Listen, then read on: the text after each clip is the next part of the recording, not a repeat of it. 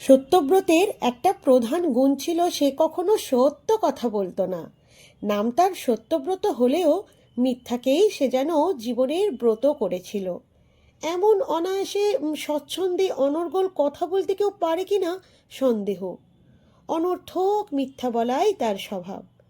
ধরা পড়ে যেত সে কথায় কথায়, তবু ঘাবড়াতো না কখনো। বিশ্ব ব্রহ্মাণ্ডের যত বড় বড় লোক সবাই নাকি সত্যব্রতর আত্মীয়। সত্যব্রত বয়সে আমাদের চেয়ে কিছু বড় ছিল। আমরা স্কুলে এক ক্লাসেই পড়তাম। আমাদের বাংলা মাস্টার হিমাঙ্গবাবু ছিলেন একটু কবি প্রকৃতির। কবিতা পড়তে তিনি খুব ভালোবাসতেন। একদিন তিনি আমাদের জিজ্ঞাসা করলেন, তোমাদের মধ্যে কেউ কবিতা লিখতে পারো? সত্যব্রত ধাঁ করে উঠে বললে, স্যার, আমার জ্যাঠামশাই পারেন। হেমাঙ্গবাবু বললেন, তোমরা কে পারো তাই বলো। আমরা সবাই চুপ করে রইলাম, কারণ বাস্তবেই কবিতা আমাদের মধ্যে কেউই লিখতে পারতো না। হেমাঙ্গবাবু তখন সত্যব্রতকে বললেন, তোমার জ্যাঠামশাই বুঝি খুব কবিতা টবিতা লিখতে পারেন?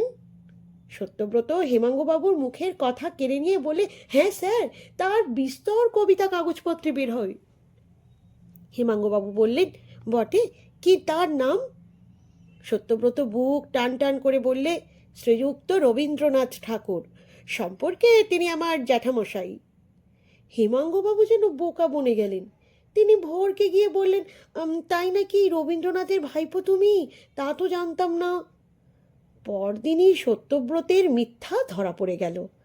হেমাঙ্গবাবু ক্লাসে এসেই সত্যব্রতের খোঁজ করলেন, কিন্তু সত্যব্রতর আর কয়েকদিন দেখা নাই। কয়েকদিন স্কুল কামাই করে যেদিন ক্লাসে এলো, হেমাঙ্গবাবু জিজ্ঞাসা করলেন, কি হয়েছিল তোমার? জ্যাঠামশায়ের বাড়িতে বেড়াতে গিয়েছিলে বোধ হয়। মাথা চুলকে সত্যব্রত বলল, না স্যার, পেটের অসুখ হয়েছিল। বাজারের তেলে ভাজা ফুলুরি খেয়েছিলে বুঝি? না স্যার, চীন দেশ থেকে আমার বড় মামা 150 বছরের পুরনো হাঁসের ডিম পাঠিয়েছিলেন। সেই ডিমের কালিয়া খেয়েই পেট খারাপ হয়েছিল। হেমাঙ্গবাবু সত্যব্রতকে ভালো করেই চিনতে পেরেছিলেন। গম্ভীর হয়ে তিনি বললেন, 150 বছরের পুরনো হাঁসের ডিম না ঘোড়ার ডিম? তোমার নাম সত্যব্রত কে রেখেছিলেন? সত্যব্রত মুখ কাঁচুমাচু করে বললে, স্যার, পিসিমা। হেমাঙ্গবাবু তখন বললেন, তিনি কে? সত্যব্রত বললে, সরোজিনী নাইডু। আমরা হো হো করে হেসে উঠলাম। হেমাঙ্গবাবু বললেন, দাঁড়াও, তোমার বাবার সঙ্গে আজই দেখা করতে হচ্ছে। তোমার ডেপমি ভাঙতে হবে। তিনি কখন বাড়ি থাকেন? সত্যব্রত বললে, স্যার, তিনি এখানে নেই, বর্ধমানে গেছেন ফ্রেন্ডের সঙ্গে দেখা করতে। হেমাঙ্গবাবু এতক্ষণে দস্তুর মতো চটে গেছেন। তিনি তেড়ে বললেন, কে তার ফ্রেন্ড? সত্যব্রত বেশ কৃতিত্বের সঙ্গে বলল, বর্ধমানের মহারাজা। আর একদিন সত্যব্রত কোথা থেকে একটা ভোঁতা ভাঙাচোরা ফাউন্টেন পেন এনে হাজির করলে আমরা ঠাট্টা করে বললাম, এটা বুঝি তোর ঠাকুরদাকে জার্মানির কাইসার উপহার দিয়েছে? সত্যব্রত মুখ গম্ভীর করে বললে, এর অর্থ তোরা কি বুঝবি? তোরা তো শিখেছিস খালি জ্যাঠামি আর ফক্করি করতে, আর কথায় কথায় দাঁত বের করে হাসতে।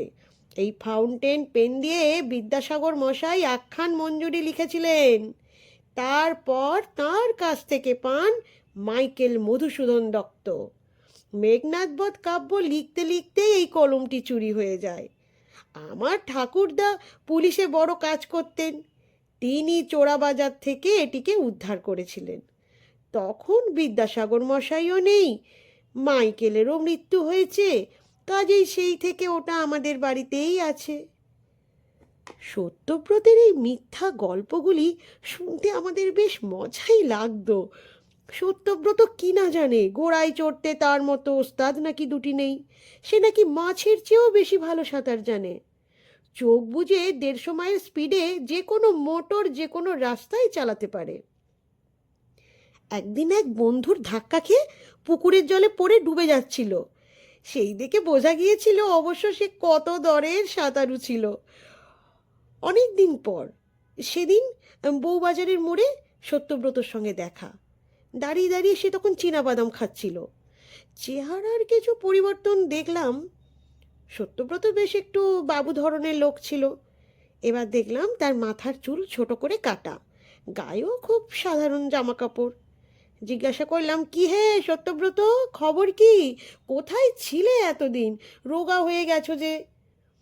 চীনাবাদাম চিবোতে চিবোতে সত্যব্রত বললে, মেসোমশাইয়ের আশ্রমে কিছুদিন কাটিয়ে এলাম। মেসোমশাইয়ের আশ্রম? সে আবার কোথায়?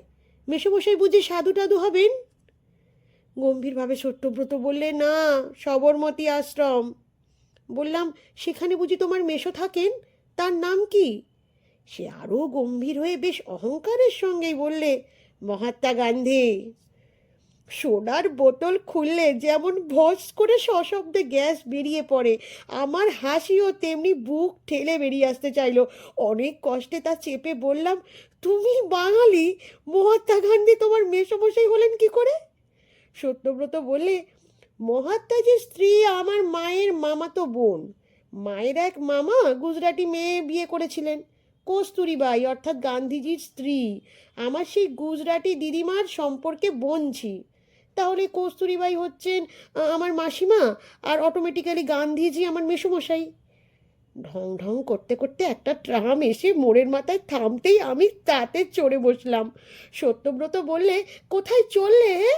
আমি বললাম, পিসেমশাইয়ের বাড়িতে নিমন্ত্রণ আছে। সে বললে, তোমার পিসেমশাই কে? ট্রাম তখন চলতে আরম্ভ করেছে। আমি চেঁচিয়ে বললাম, লাট সাহেব।